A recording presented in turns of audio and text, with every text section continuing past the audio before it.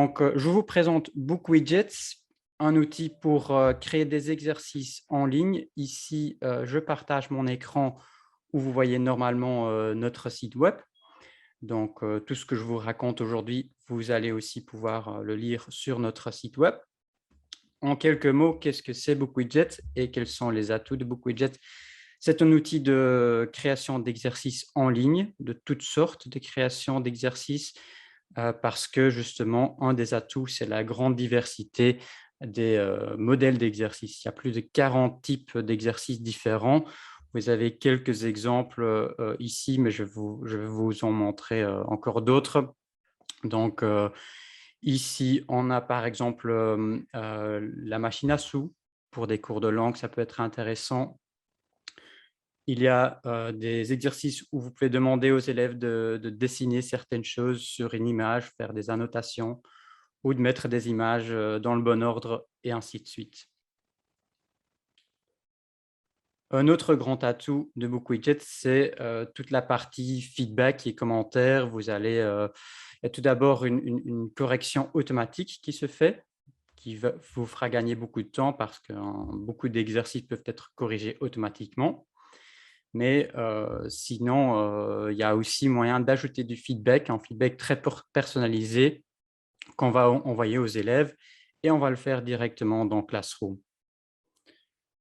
Une nouveauté, en tout cas, ça existe depuis, je pense 1 an maintenant, c'est la possibilité de suivre en direct les élèves. Donc si vous leur donnez un exercice en ligne qu'ils vont faire, tous en même temps, par exemple, il y a moyen de suivre. Et ça va un peu rapide ici dans cette image, mais je vais vous montrer tout à l'heure en détail. Mais vous pouvez donc avoir un aperçu de tous les élèves et vous allez voir que certains élèves avancent très vite, ils sont déjà à la 5e ou à la 6e question, alors que d'autres sont encore à la première question. Et vous pouvez même voir l'exercice d'un élève en cliquant dessus.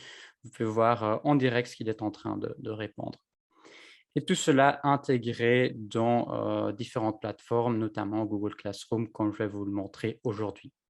OK, donc aujourd'hui, BookWidgets dans Google Classroom. Ici, je suis déjà connecté à Classroom en tant que prof. Tout à l'heure, je vais aller dans un cours pour y ajouter des exercices via BookWidgets, mais je vais d'abord encore vous montrer quelques exemples de ce que vous pouvez faire avec. Ça va déjà vous donner une première idée très concrète des possibilités de l'outil. Ici, j'ai créé un exercice du type feuille de travail. Ici, c'est une compréhension écrite ou orale, compréhension écrite ici. Donc, l'élève a son texte, peut-être dans un livre, peut-être vous avez donné une copie à l'élève et il va ici répondre à un certain nombre de questions. Et vous voyez déjà qu'il y a plusieurs types de questions. Des questions ouvertes, des QCM, des questions avec des images, des questions vrai-faux. Ici, on demande de mettre des phrases dans le bon ordre et ainsi de suite. Donc, déjà beaucoup de possibilités. Le deuxième exemple, vous avez les mêmes questions à gauche, mais ce qui a changé ici, c'est le texte. Je disais tout à l'heure, l'élève a le texte dans son livre. Ici, le texte se trouve à droite. Et ça, c'est quelque chose qui est vraiment pratique, que beaucoup de profs utilisent, notamment pour la compréhension écrite. Donc, l'élève a d'un côté son texte et à côté, il retrouve les questions sur le texte. Donc, il peut très facilement lire le texte et répondre aux questions. Quand il est en train de lire, il peut même agrandir la partie droite pour voir le texte et les images en plus grand. Quand il est en train de répondre, il va peut-être faire ceci pour avoir les questions en plus grand. On peut aussi, au lieu d'avoir du texte, donc ici c'est vraiment un PDF qui a été importé, mettre d'autres types de documents, par exemple des vidéos. C'est ce qu'on a ici dans mon exemple suivant. Je suis un peu fier parce que c'est le tout premier widget que j'ai créé moi-même avec le clip d'une chanson. Donc la chanson à gauche, je demande aux élèves de regarder le clip et de répondre aux questions à droite. Donc ici, j'ai inversé, j'ai mis le document à gauche et les questions à droite. Vous voyez encore d'autres types de questions, par exemple un tableau à compléter, des questions où ils doivent combiner les abréviations à gauche et les réponses ou les mots entiers à droite. Mais vous voyez qu'il y a des pièges parce qu'il y a plus de mots à droite qu'à gauche. C'est possible d'ajouter des pièges. Il y a le classique, c'est le texte à trous.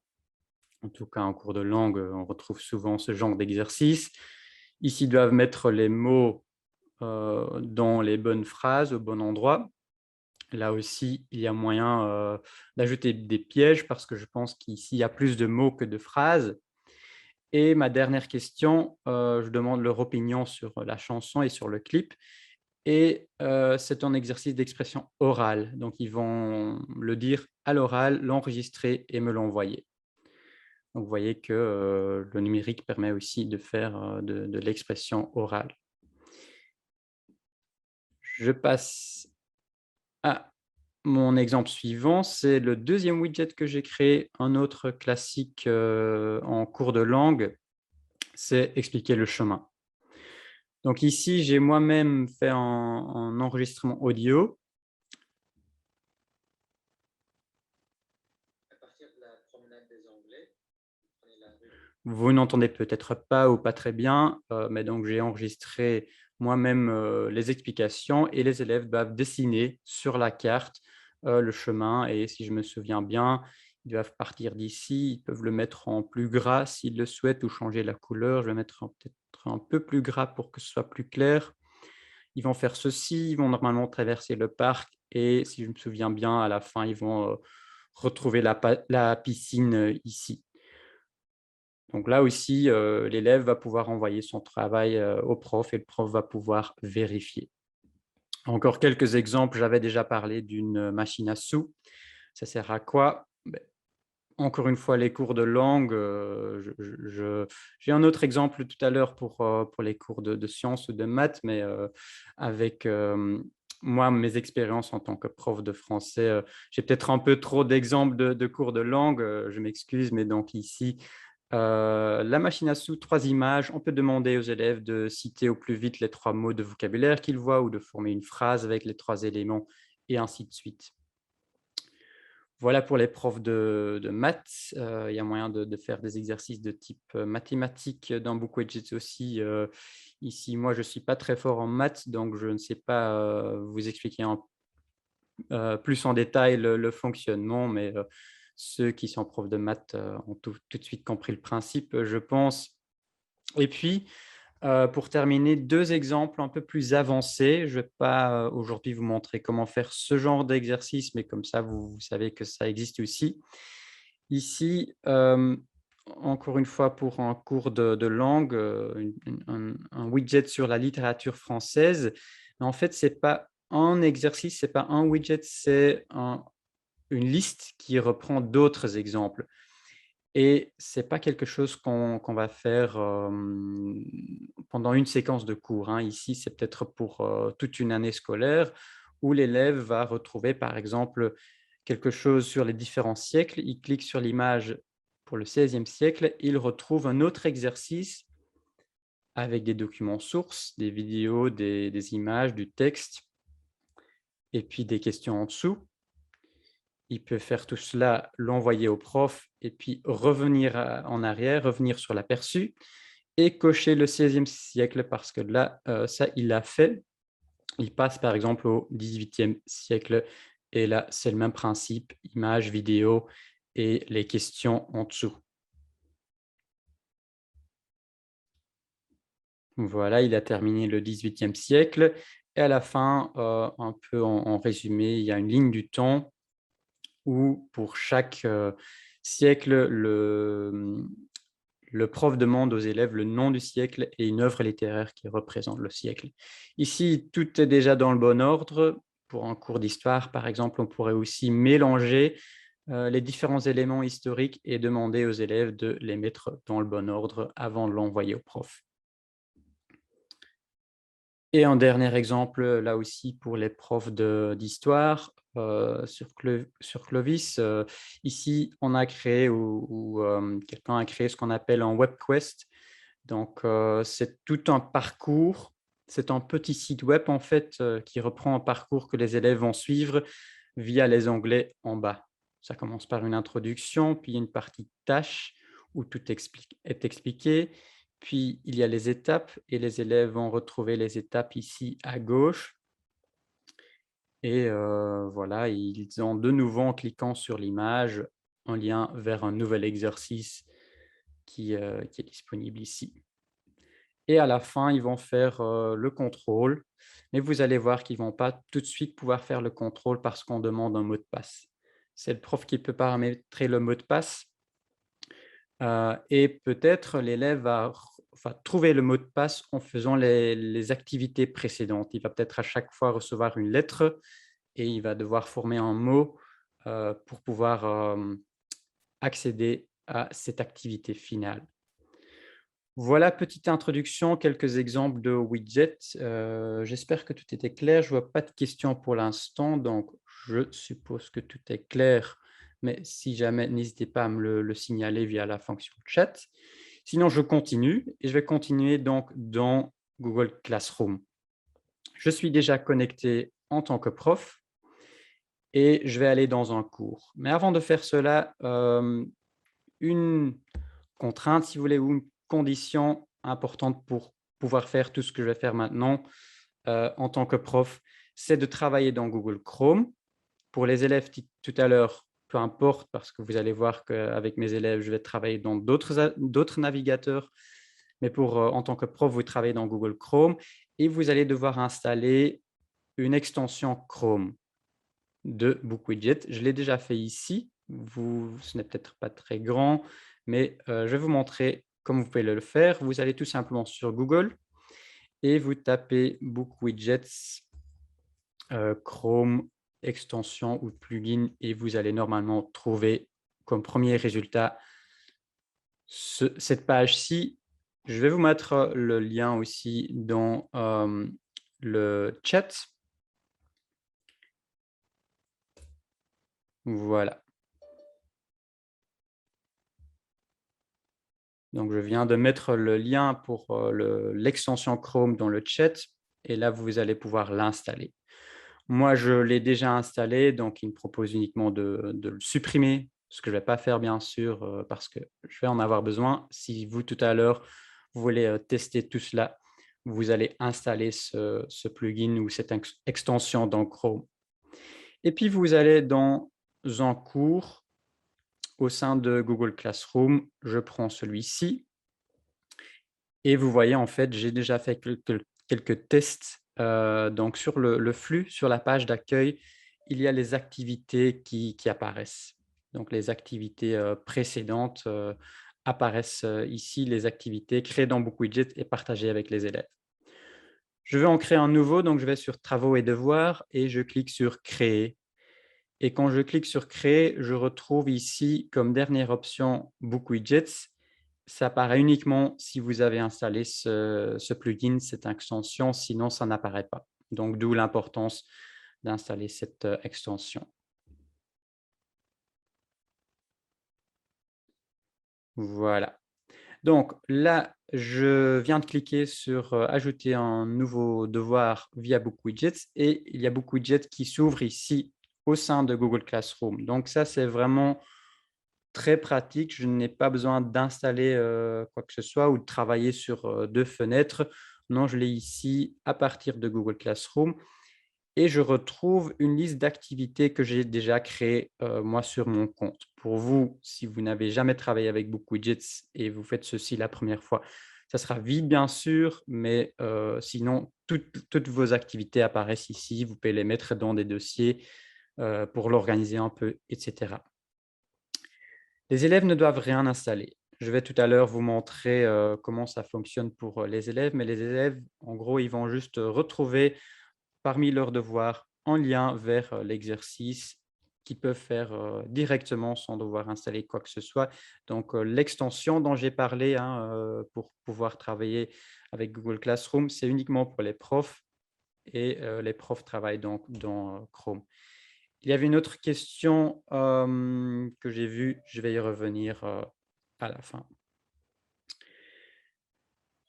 Voilà, je vais donc créer un nouvel exercice via le bouton «Créer un widget». Je peux toujours sélectionner quelque chose que j'ai créé auparavant, mais aujourd'hui, l'idée avec vous, c'est vraiment de partir à zéro et de créer un widget. Et là, vous avez la bibliothèque d'exercices ou de widgets qu'on me propose. Vous voyez qu'il y a quand même beaucoup de possibilités, comme j'avais annoncé au début. Je pense une bonne trentaine. Je ne vais pas tous pouvoir vous les montrer aujourd'hui parce que je vais essayer de faire en moins d'une heure. Mais en gros, ce qu'on utilise le plus et surtout en cours de langue, c'est le quiz, la feuille de travail et la feuille de travail fractionnée. La feuille de travail et la feuille de travail fractionnée, vous avez vu au début. La feuille de travail, c'est ceci. La feuille de travail fractionnée, c'est celui-ci. Et le quiz, c'est un peu le même principe que la feuille de travail, mais les questions n'apparaissent pas les unes sous les autres, mais apparaissent à chaque fois sur une nouvelle page. Donc, l'élève va répondre question par question. Donc, si l'idée est vraiment de revenir facilement sur les questions précédentes, c'est la feuille de travail que vous allez vouloir choisir. Puis, quelques autres éléments à préciser. Vous voyez une petite coche, ça veut dire, les widgets qui ont la petite coche, ça veut dire que les élèves peuvent, pour ce genre d'exercice, envoyer les réponses au prof. Et quand il y a la petite caméra, ça veut dire que les profs peuvent suivre en direct les élèves. Je vais vous montrer tout à l'heure, j'espère qu'on aura encore le temps pour faire une petite démo de la fonction live. OK. Sinon, il y a aussi des jeux, des widgets pour faire des choses très visuelles, des widgets pour, les maths et ainsi de suite. Parmi la dernière catégorie, la liste, non, le planificateur, c'est l'exemple que vous avez vu avec la littérature française. OK, moi, ce que je propose, c'est de créer la feuille de travail fractionnée parce que j'aime beaucoup la feuille de travail fractionnée, pour son côté pratique. Donc je le sélectionne et je tombe ici sur cette fenêtre que vous allez toujours voir lorsque vous créez un nouvel exercice. Et on commence par le nom. Et le nom, moi, je vais travailler sur une chanson, un grand classique de la littérature française, Et moi, et moi, et moi, de Jacques Dutronc. Donc, je commence par le titre. Et puis, je peux commencer à ajouter des questions. Ici, je ne vais pas commencer par les questions, je vais commencer par la partie texte. Et mon texte, c'est un texte riche, c'est-à-dire qu'on va ajouter pas que du texte, sinon on peut choisir un PDF, mais un texte qui contient aussi une image ou une image vidéo. Donc, je vais commencer par le texte, par exemple, écoutez la chanson et répondez aux questions. Et puis, je veux bien sûr inclure la chanson et la chanson, je l'ai déjà ici. Donc, il suffit de copier-coller le lien. Je viens de le copier. Je dois revenir sur Google Classroom et je vais ajouter une vidéo où je peux coller le lien. Je confirme et voilà ma vidéo. Est-ce que tout apparaît correctement? On va vérifier. Il y a un bouton qu'on va tout le temps utiliser, c'est le bouton aperçu. Parce que le bouton aperçu vous donne tout de suite une idée de la vue élève. Ça a l'air bien, j'ai l'image à gauche ou la vidéo à gauche et le titre. Je n'ai pas encore de questions, c'est logique, je n'ai pas encore ajouté de questions. Je peux mettre le texte en haut, la consigne ici en gras. On va vérifier et ça apparaît correctement en gras. Voilà, et puis on va ajouter des questions. On va ajouter des questions et j'ai déjà préparé quelques questions, donc je vais juste prendre mon anti-sèche ici sur mon deuxième écran. Mais la première question, c'était une question sur les instruments de musique. On vient d'apprendre le vocabulaire des instruments de musique. Donc, je vais demander aux élèves, vous entendez quels instruments de musique dans la chanson? Et ce genre de question, c'est une question QCM avec plusieurs bonnes réponses parce qu'il y a plusieurs instruments de musique. J'étais un peu rapide sur la sélection de la question, mais ce n'est pas grave, je vais y revenir tout à l'heure parce qu'on va ajouter plusieurs questions. Je vais en ajouter 3 ou 4, je pense. Donc, je vais montrer encore d'autres exemples. Je vais formuler la question. Donc, vous entendez.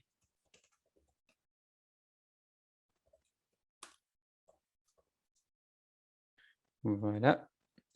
Et je vais insérer des réponses possibles. Les réponses possibles, je vais juste tricher un peu. Voilà. Donc, une guitare, une batterie, piano, une flûte, on va l'écrire correctement, violon et un chanteur. Voilà.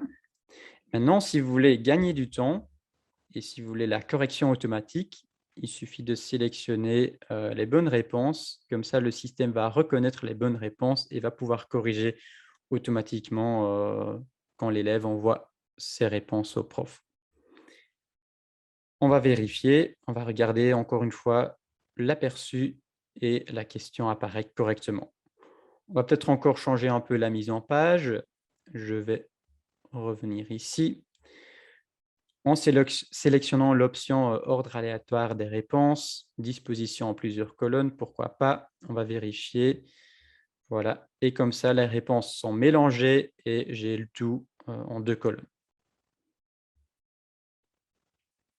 Puis, il y a ici quelques options que vous allez retrouver pour chaque question. Je ne vais pas tout expliquer en détail. Parfois, vous n'y touchez pas, peut-être même souvent. Mais explication, c'est une explication que vous pouvez montrer aux élèves après l'envoi des réponses. Il y a aussi moyen d'ajouter un indice, d'ajouter un extrait audio. Il y avait une question sur les élèves dyslexiques. L'interligne, si on peut l'augmenter, pas directement, mais peut-être vous pouvez vous-même prévoir plus d'espace entre les questions et entre les phrases. Mais une autre option intéressante pour les élèves dyslexiques, c'est tout simplement de faire un enregistrement audio de la consigne. Donc, si vous allez sur audio, vous pouvez soit importer un fichier ou même vous-même enregistrer très facilement ici l'audio. Donc, par exemple, enregistrer la consigne ou si vous avez un petit exercice de compréhension orale au sein du grand exercice, vous pouvez aussi le faire ici. Image, numérotation, ça c'est assez logique, mais vous pouvez aussi paramétrer les options de score. Pour certaines questions, c'est intéressant ou même important de vérifier, surtout si vous utilisez ce système pour des contrôles, de vérifier comment est-ce que le système va calculer les points. Ici, on va ajouter des points lorsque toutes les réponses sont correctes. On est un peu sévère aujourd'hui, c'est pas grave, je vais laisser comme ça. Il y a d'autres options, mais je ne vais pas tout présenter en détail. Je vous laisse vous tester tout cela par après. OK, donc notre première question est correcte. Sur un point, je pourrais mettre sur 2 points ou sur 3 points. On va ajouter une deuxième question, soit ici en bas, soit je reviens sur l'aperçu des questions et j'ajoute une deuxième question. Cette fois-ci, je vais essayer de ne pas être trop rapide. Donc ici, vous avez tous ces types de questions que je vous ai montrés dans les exemples tout au début. Vous pouvez par exemple avoir le texte à trous, c'est celui-ci. Vous pouvez leur donner un texte avec des erreurs et demander de trouver les mots erronés dans les phrases, glisser-déposer des mots, travailler avec des images ou des extraits audio et ainsi de suite. Il y a vraiment beaucoup de possibilités. Je suis sûr qu'en fonction de votre cours et même de votre vision pédagogique, vous allez trouver des choses qui vous conviennent. Alors, deuxième exemple, on va créer le classique, le texte à trous. Donc, la question avec espace vide à remplir. Pourquoi est-ce que j'ai sélectionné ou choisi la chanson « Et moi, et moi, et moi ». Je l'ai vraiment utilisée quand j'étais encore prof parce que c'est une chanson intéressante pour les profs de FLE parce qu'il y a beaucoup de nombres dans la chanson. Donc, si vous venez d'apprendre les nombres, cette chanson est vraiment intéressante. On va demander aux élèves de compléter les nombres. J'étais un peu rapide et je me suis même trompé parce que dans la partie question, on va tout simplement mettre la consigne. Donc, voilà, remplissez les nombres qui manquent dans les paroles. Voilà. Dans la partie texte, là, je vais mettre le texte où les élèves vont devoir compléter certaines choses. Qu'est-ce que les élèves vont devoir compléter? C'est à vous de choisir et vous allez l'indiquer en utilisant les doubles chevrons. Donc, tout simplement comme ça. Je vais faire un copier-coller pour faire un peu plus rapide.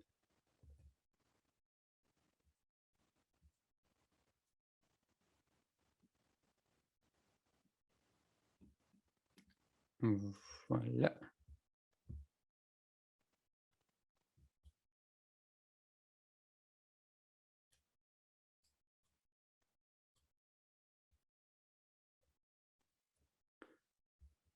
OK, on va vérifier toujours en utilisant le bouton aperçu. Ça a l'air bien, je vois que j'en ai oublié un ici, donc je vais revenir sur mon exercice. Je vais l'ajouter. Voilà. Comme vous avez entre les chevrons la bonne réponse, le système sera corrigé automatiquement encore une fois. Qu'est-ce que le système ne saura pas faire? Si un élève va écrire 80 en toutes lettres, là, il y a un problème. Vous pouvez faire deux choses. Déjà, le préciser dans les consignes. Comme ça, par exemple. Mais vous pouvez quand même prévoir d'accepter la réponse en toutes lettres. Vous ne savez pas comment ça fonctionne, moi je ne suis plus sûr non plus. Il y a un anti-sèche, on va vérifier ici. Donc parfois, BookWidget vous explique certaines choses. Si vous êtes en train de faire un exercice, si vous avez oublié comment ça fonctionne, pour paramétrer cet exercice, vous avez des explications ici. Donc tout ce que je viens de vous raconter avec les doubles chevrons, vous le voyez ici. Et puis il y a la partie en savoir plus et là, il y a des cas un peu plus avancés. La capitale des États-Unis est Washington, DC ou Washington. Les deux réponses sont acceptées si vous travaillez avec les doubles dièses. C'est ce que je vais faire ici. Pas pour toutes les réponses, mais je vais le faire pour 80 millions d'Indonésiens. Donc là, le système va accepter les deux, 80 en chiffres ou en toutes lettres. Voilà donc si vous avez des phrases ou des exercices avec plusieurs bonnes réponses. C'est tout à fait possible de le prévoir.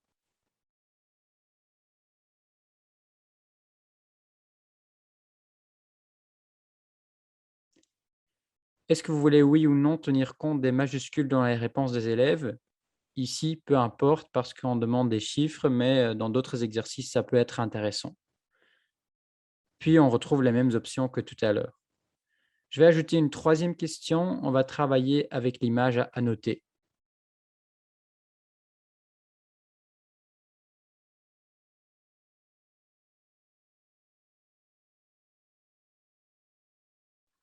Dans la chanson, il y a plusieurs pays qui sont mentionnés. Donc, je vais demander aux élèves d'indiquer les pays sur la carte. Voilà. L'image d'arrière-plan, c'est là qu'on va ajouter notre image. On peut choisir une image à partir de votre ordinateur, à partir de Google Drive ou trouver une image en ligne via une base de données d'images qui sont libres d'usage. Moi, ici, je vais choisir une image sur mon ordinateur.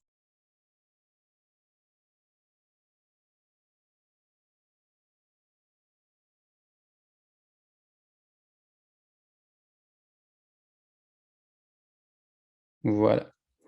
Donc, j'ai ici ajouté la consigne, j'ai ajouté la carte. Il me reste à indiquer ce que je vais demander aux élèves d'indiquer. Donc, je vais ajouter un champ de saisie. Sur la carte, je vais demander d'indiquer 3 pays. Il y avait la Chine, ça se trouve ici. Donc, la réponse correcte, c'est la Chine. il y avait le Vietnam, ça se trouve ici, si je ne me trompe pas. Et le dernier, c'est l'Indonésie. Voilà. Encore et toujours, j'utilise le bouton aperçu pour voir ce que ça donne. Ça a l'air bien. Mon écran est relativement petit et en plus, on perd un peu la taille à cause de la vidéo à gauche. Donc, il met les champs de saisie en dessous. Mais non, ici, mon écran est vraiment trop petit. Avec un plus grand écran, ça va apparaître sur la carte comme on l'avait paramétré. Ah, là, je suis sorti de BookWidget. C'était une petite erreur, mais ce n'est pas grave parce que vous allez voir que tout mon travail est enregistré automatiquement. Vous ne l'avez peut-être pas remarqué jusque-là, mais il n'y a pas de bouton enregistrer. Chaque modification est enregistrée automatiquement. Et donc, je suis revenu sur mon compte BookWidget. Je retrouve mon exercice ici. En revanche, il indique non terminé, il n'est pas encore terminé. C'est bien, on va le terminer. On va ajouter une dernière question. Voilà, je l'ai donc non, c'est pas ça. Pourquoi est-ce qu'il me sort de l'exercice?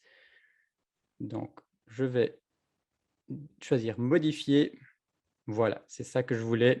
Oui, je me suis trompé. Je n'aurais pas dû cliquer sur la croix. Je vais ajouter ici une question.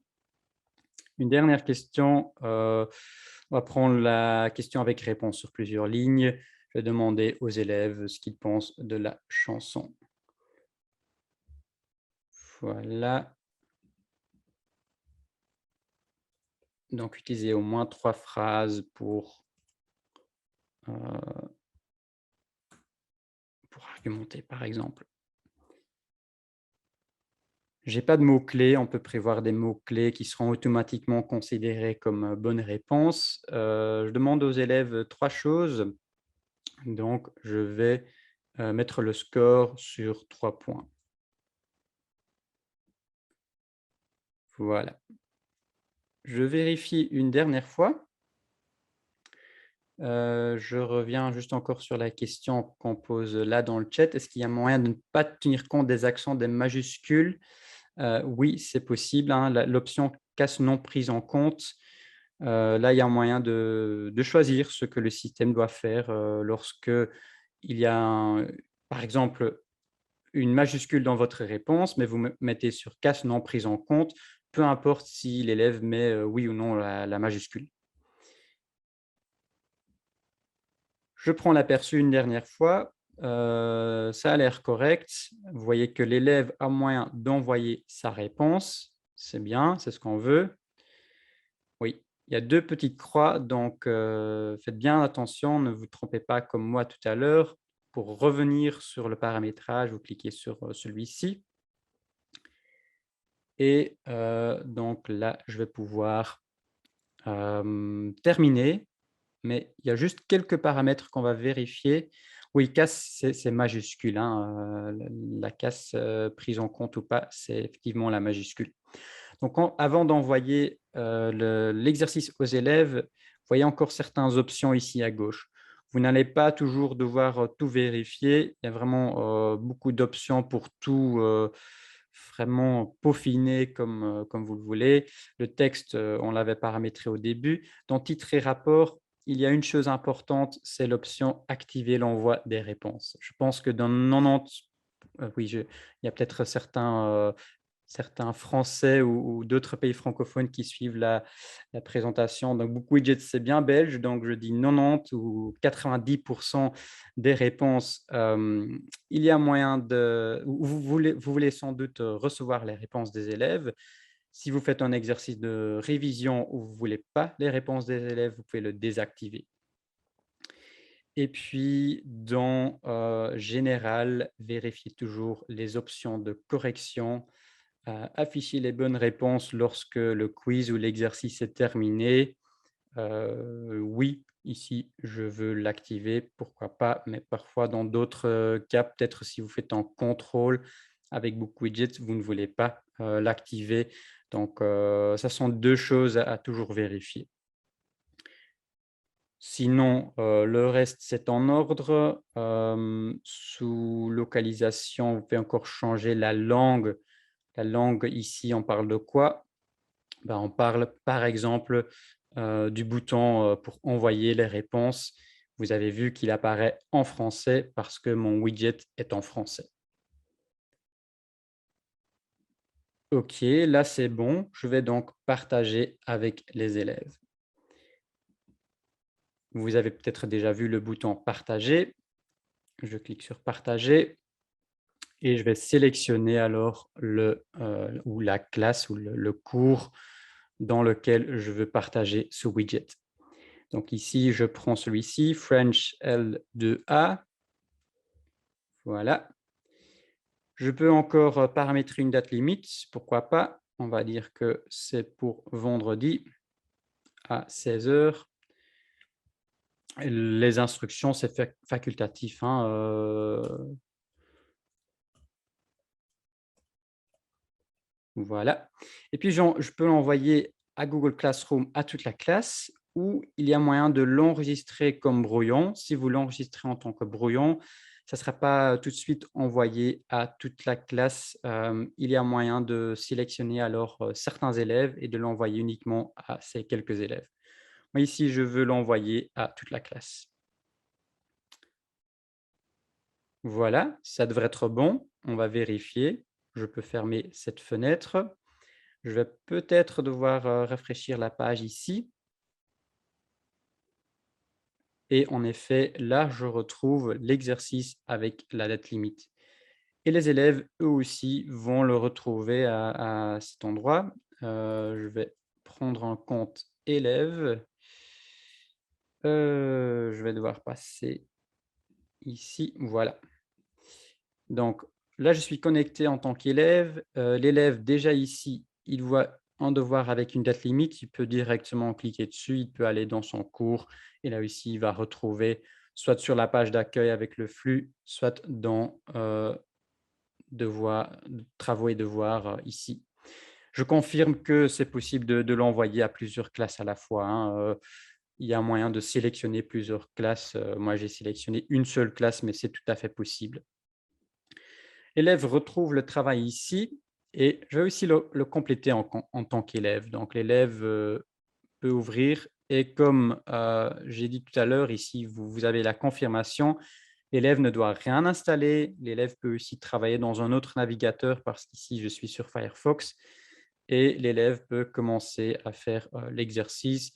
Je vais compléter quelques réponses. Je vais faire quelques erreurs express, donc quelques bonnes réponses aussi. Voilà, ici, pour vous montrer que 80 sera accepté aussi, je vais l'écrire en toutes lettres.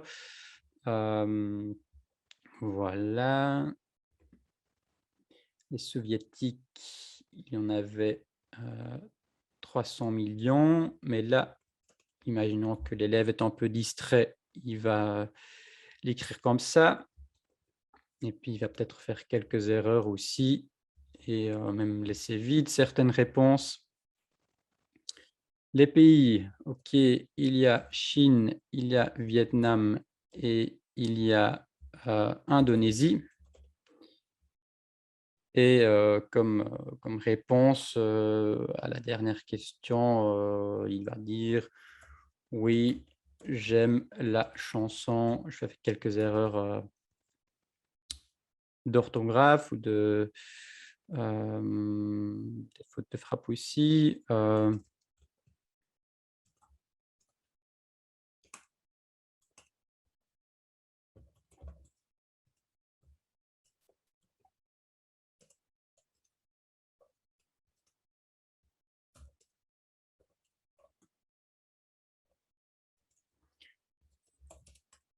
Voilà. une réponse de l'élève. L'élève va envoyer sa réponse. Il ne peut pas changer le nom, c'est logique parce qu'on est dans Google Classroom, donc on reconnaît ici. C'est un nom très fictif, hein, Student One User. Là, normalement, vous aurez le nom de l'élève. L'élève va avoir son propre nom. Il clique sur Envoyer. Voilà. Comme on avait paramétré que l'élève peut voir directement les bonnes réponses, il voit ici ce qu'il a répondu correctement et ce qu'il était pas correct. Et je vais donc voir maintenant en tant que prof ce que mon élève a fait. Je vais revenir ici sur mon compte prof, c'est celui-ci. Donc dans les travaux et devoirs, le devoir de tout à l'heure. J'ai dans ma classe test ici 2 étudiants. Il y en a un qui a remis le travail, l'autre pas encore. Pour l'autre, le travail est attribué, mais il ne l'a pas encore fait. En cliquant sur le 1, et là, voilà, là c'est mieux. Vous voyez en tant que prof, OK, ces élèves-là, ici on n'a qu'un seul, donc cet élève-ci a rendu son travail, celui-là pas encore. OK, on va voir cet élève ici, qu'est-ce qu'il a répondu? En cliquant dessus, on va pouvoir corriger. Vous dites peut-être pourquoi corriger? Il y a déjà une correction automatique. On va voir que parfois, c'est quand même utile de corriger. On a déjà un premier aperçu, 5 sur 18, pas très bien. On va vérifier, on va regarder, on va voir pourquoi. Pour la première réponse ou la première question sur 2 points, on était un peu sévère. On avait dit que tout devait être correct. Allez, aujourd'hui, on est de bonne humeur. On va dire il a quand même trouvé 2 bonnes réponses. On va donner 1 point sur 2. Vous voyez qu'il y a toujours moyen de modifier le résultat qui est donné initialement par le système. Ici, vous voyez que 81 millions d'Indonésiens en toutes lettres, c'est accepté parce qu'on l'avait prévu. En revanche, 300, on ne l'avait pas prévu, mais on peut dire OK, on va indiquer comme réponse correcte. Là, par contre, c'est pas correct, hein, il n'a pas, bien écouté, on peut même ajouter un commentaire.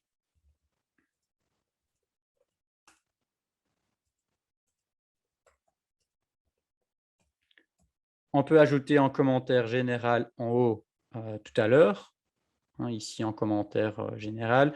On peut ajouter un commentaire, spécifique par question ou même encore plus spécifique, comme vous allez le voir tout à l'heure dans la dernière question. Il y a juste encore, l'exercice 3 où en fait toutes les réponses étaient correctes, mais l'élève n'avait pas mis, l'article. On n'avait pas demandé de mettre l'article, donc on va accepter les 3 bonnes réponses. Vous allez voir que le score est automatiquement, modifié.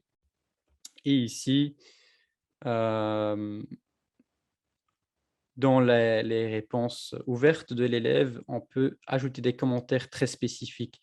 Je viens de sélectionner un mot et là, vous pouvez, par exemple, mettre, conjugaison ou accent. Dans le mot actualité, il manque l'accent. Oula, là, c'est pas ce que je voulais faire, c'est je pense parce que j'ai activé le zoom. Oui, je voyais pas apparaître, les petites bulles. Donc, pour le 1, c'était conjugaison. Pour le mot actualité, voilà, on va mettre accent et ainsi de suite. Je pense que vous avez compris le principe. Beaucoup, ça c'est du langage SMS. Et donc, on avait 3 questions. L'élève n'a répondu qu'à une des 3 questions ou à 2 des 3 questions et il y avait certaines erreurs. On va donner 1 point sur 3 à l'élève. Une question, je veux voir, lorsqu'on accepte une réponse comme étant juste si un élève alors qu'elle n'était pas prévue, cette dernière là sera automatiquement pour les autres élèves aussi? Pas directement, pas dans cette vue. Mais je vais vous montrer tout à l'heure une autre vue de correction qui est encore plus pratique parce qu'il est vrai qu'ici, on est en train de corriger la copie d'un seul élève. Donc, on a sa copie, on a terminé. On peut encore ajouter un commentaire général, par exemple « pas mal », voilà, et je vais restituer le travail à l'élève. Tout à l'heure, je vais l'ouvrir en tant qu'élève, mais là, je vais très vite vous montrer un autre exercice que j'ai fait et qui a été fait par plusieurs élèves d'une classe. Donc, vous avez l'autre exemple ici. Et là, vous voyez un aperçu très intéressant. Vous avez 4 questions, les 4 questions de mon exercice, 6 élèves qui ont envoyé des réponses et vous voyez tout de suite qu'il y avait un problème au niveau de la question 3 parce qu'en moyenne, ils ont obtenu 17 pour la question 3. Pour les 3 autres questions, ça va. Donc là, c'est bon, mais pour la question 3, il y a un problème. Quand on regarde les résultats des élèves, en général, ça va, sauf pour ici le 3e. Là, on peut cliquer sur l'élève où ça pose problème, aller regarder sa copie. Vous avez compris le principe, c'est la même chose que tout à l'heure. Et puis avec les flèches, vous pouvez passer aux élèves suivants. Mais ce qui est peut-être plus intéressant, moi en tout cas, quand je devais corriger des examens, je ne le faisais pas élève par élève, mais question par question. Et là, on peut cliquer sur une question et on a ici des réponses, les réponses de tous les élèves. On peut même filtrer, donc activer le filtre et le filtre va masquer les bonnes réponses. Parce que ce qui vous intéresse pour la correction et pour les commentaires, c'est les points d'attention, donc les erreurs. Et ici, il va regrouper, il montre que les élèves avec des erreurs. Et si je vais à la deuxième question, parce que la flèche permet ici de passer à la question suivante, là, vous pouvez aussi regrouper des élèves avec la première option, regrouper les réponses identiques. Et ici, il n'y en a pas, je pense, peut-être pour la question 3. Oui. Donc là, on a 5 élèves qui ont répondu exactement la même chose. En cliquant dessus, vous voyez les noms des élèves et vous pouvez donner un commentaire général à tous ces élèves-là. Si pour une certaine raison, vous vous dites: «OK, je vais quand même leur donner un demi-point», là, effectivement, ça sera, pour tous les élèves normalement. Voilà. Donc là, je pense que vous avez une réponse à votre question. Donc c'est possible via, l'aperçu question par question. Je vois le temps qui passe, donc je vais, revenir sur Google Classroom. Je vais revenir sur le compte, élève. Donc ici, on est, le prof. Si je me souviens bien, j'avais déjà cliqué sur, l'option pour, l'envoyer à l'élève. Donc je vais revenir ici, sur Classroom, sur les travaux et devoirs et là, je retrouve, est-ce que je vais devoir rafraîchir la page? Ah, j'ai peut-être oublié de l'envoyer à l'élève. Donc, je vais revenir sur mon compte prof.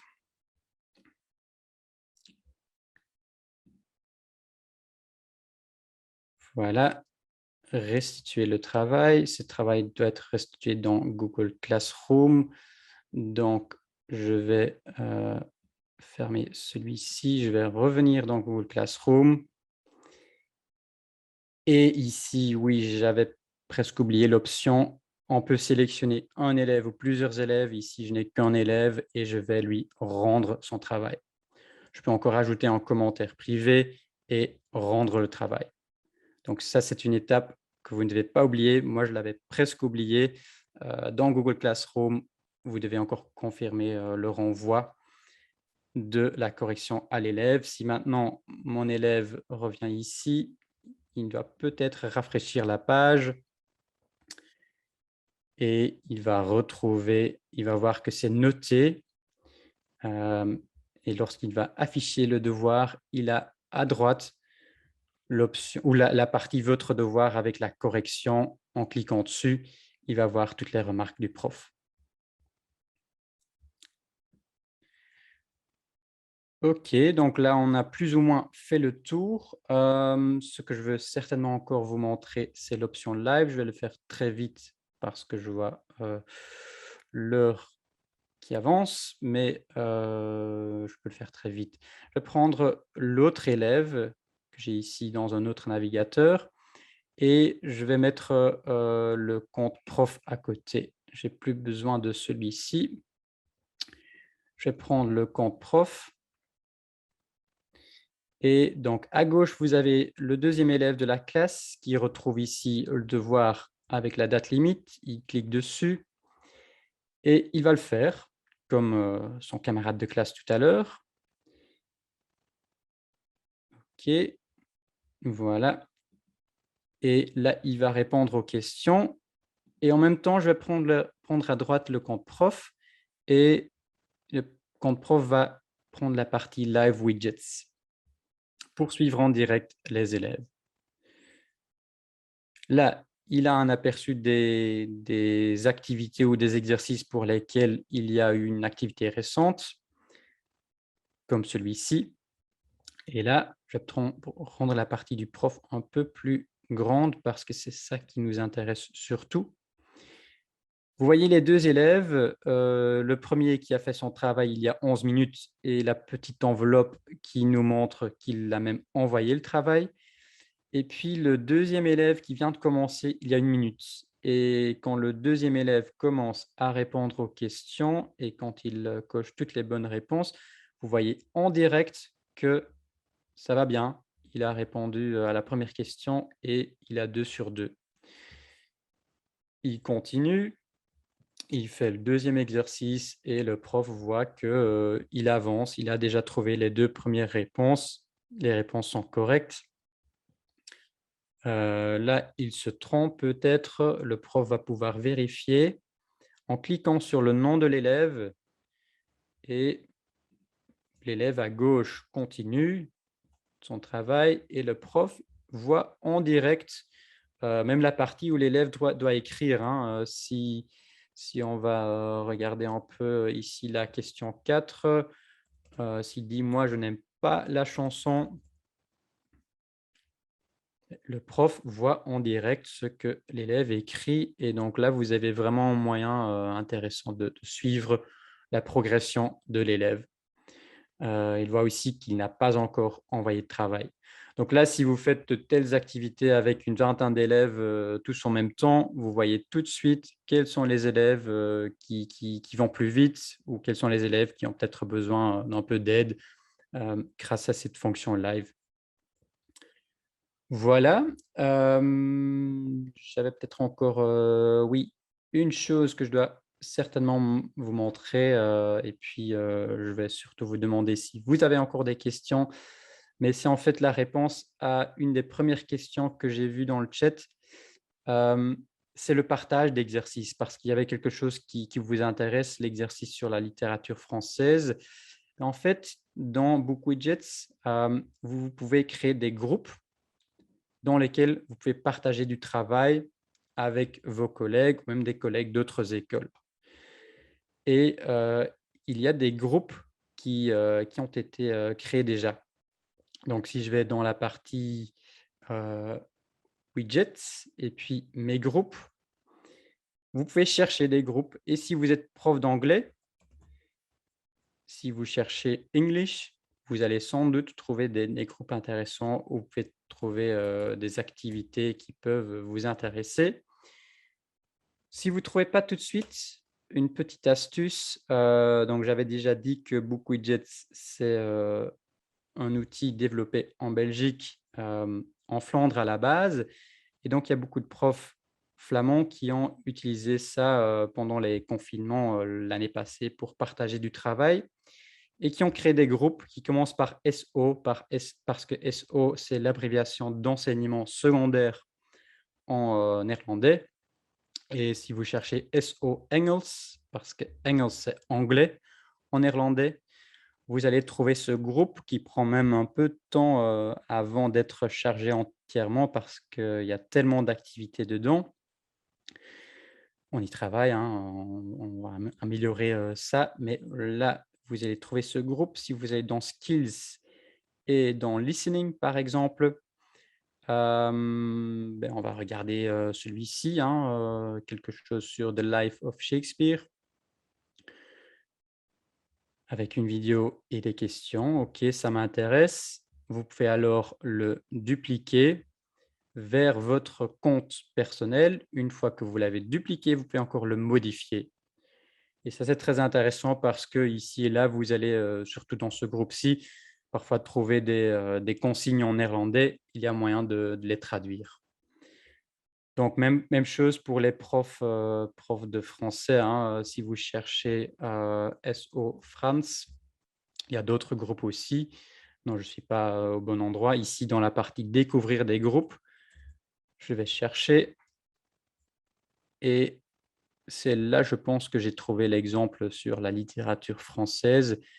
Si vous ne trouvez pas tout de suite ou si on ne trouve pas tout de suite ici, je vais pouvoir le partager avec vous. Le plus simple sera alors d'envoyer un email. Je vais regarder, hein. Donc ici, on est dans le groupe pour les widgets en français. Je suppose que c'était au 3e degré, littérature française. Voilà, c'est ici, je pense. Oui, c'est celui-ci. Je vais vérifier, mais ça doit être ça. Ça, c'est pas le bon. Je ne sais pas pourquoi il est là 3 fois. Oui, c'est ça que vous cherchez, hein. Donc ce que je peux faire, c'est de mettre le lien, de ce groupe directement dans le chat ici. Une dernière chose pour terminer, c'est, sous la partie assistance, vous trouvez des tutoriels, des, réponses aux questions courantes et vous trouverez aussi, notre adresse email. J'ai pas envoyé le lien à tout le monde, je vois.